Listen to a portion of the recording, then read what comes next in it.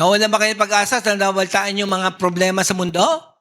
Lagi tayong merong pag-asa. Dahil si Kristo ang katugunan ng lahat ng problema. Amen. Kapag may problema ka, lapit ka sa Diyos, siguradong bibigyan ka ng solusyon. Opo, ako magsasabi sa inyo, ako buhay na patotoo po. Bishop, mangailangan ko pera, wala si Kristo niyan. Naku po, maniwala ka, marami si Kristo niyan. Marami siyang pwedeng gamitin. Kami nga, nalulula kami.